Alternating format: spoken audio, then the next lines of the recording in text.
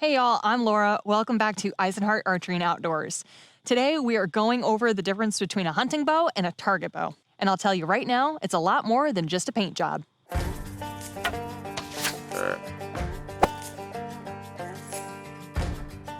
So for the purposes of this video, we're going to be comparing the Darton Sequel ST35 to the Darton Exodus Pro Short Draw.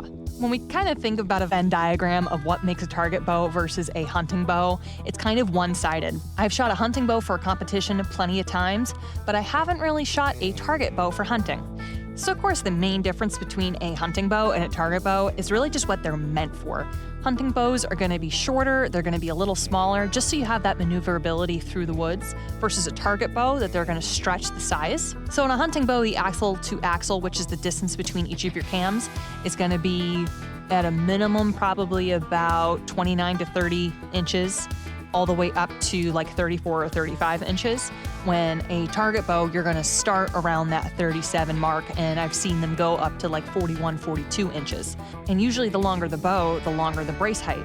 Now the brace height is the distance between the riser, the vertical part of the bow, and your string. A shorter brace height is gonna give you a faster bow, but it's not gonna be as forgiving. The wider the brace height usually means a more forgiving bow. It's usually more forgiving because the arrow is spending more time in that bow, and the mechanics of the bow can spend more time correcting a bad shot. So you always run into these trade-offs depending on the bow, and you can find hunting bows that have a relatively long brace height, but 9 times out of 10, they're just gonna be shorter than your target bow. Limb angle has a really big impact on how the bow feels.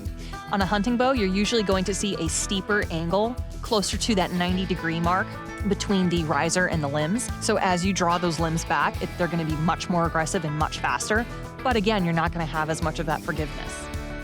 There's usually a pretty significant difference in your cam design as well. It's the same pattern that you see in the limbs as you do in the cams. A hunting bow is gonna have a much more aggressive cam with a shorter valley. So as you draw back, you're gonna have a much sharper drop off on the back of that cam, and it's gonna be a lot easier for it to want to creep forward.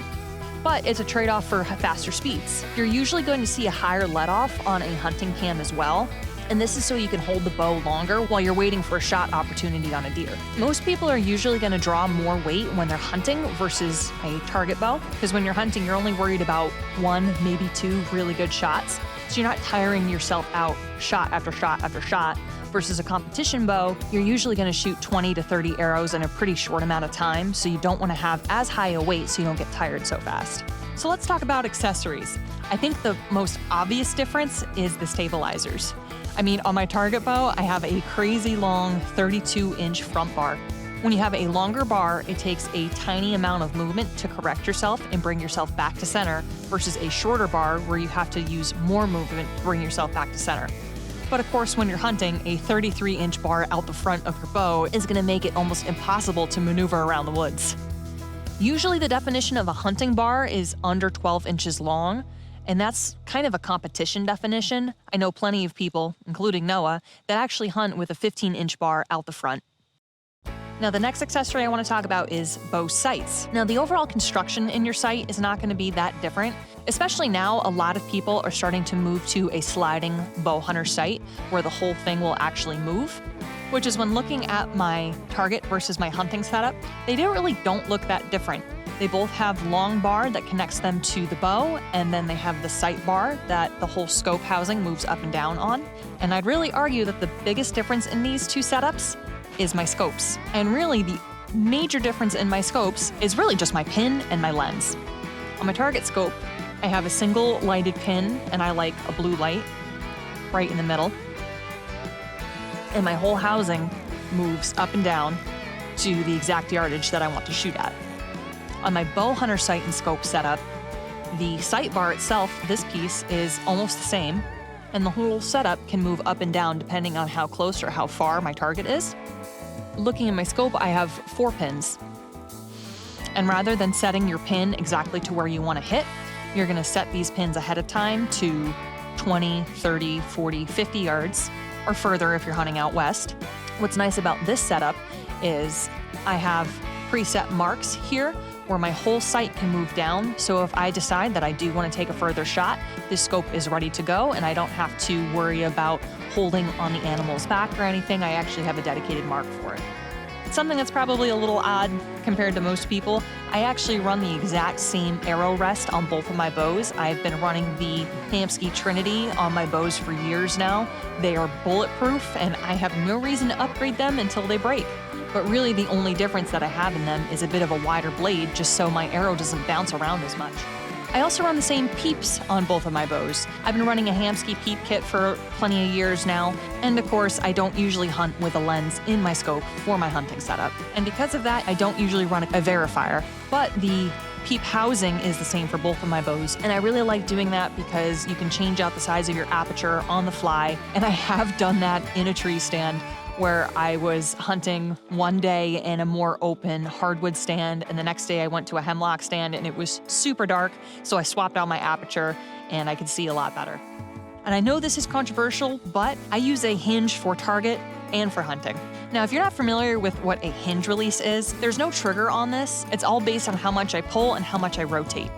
And this is really nice for a competition setting because it really forces you to engage your back, relax, and let the shot break on its own rather than command shooting. And I didn't always hunt with a hinge, but last year when I tried to get back into my thumb for hunting season, it completely changed my draw cycle. It changed how I drew back to my face. It changed my anchor point, and it just wasn't comfortable.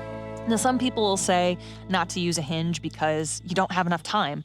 And I'd say if I don't have that couple, 2-3 extra seconds to use a hinge, then I probably shouldn't be making that shot. It's probably not an ethical shot anyway. But that being said, shoot what you are comfortable with and shoot what you practice well with. So it's not just the accessories that are attached to the bow that are different, the arrows are completely different. When I'm building a hunting arrow, it's usually much thinner than my target arrows. So for hunting season, we typically run a carnivore, which is a 19 series arrow. This skinnier arrow helps to minimize wind drift and tends to travel better at distance. And your fletching just comes down to personal preference. We like to run all white fletchings on our hunting arrows. You can tell by the color of the blood on the fletchings if you made a good shot or not. And usually hunting arrows will have a higher FOC, or forward of carbon. Basically means that the balance point of the arrow is going to be further towards the tip, so that the tip of the arrow is pulled through the air rather than pushed. This helps to stabilize a broadhead and gives for better penetration when you're hitting an animal. Our target arrows are going to be a lot faster. Of course, they're not going to have a broadhead, they're going to have a target head. But our fletching jobs are almost the same, we just run a different color. This set just happens to match my target bow for the year. And your balance point is going to be more centered on the arrow, which kind of helps with consistency as you're not so worried about that penetration into the target. So let me know down in the comments, do you prefer an open setup or a bow hunter setup? If you liked the video, make sure to hit the like button and subscribe because there is a ton of more archery content on the way.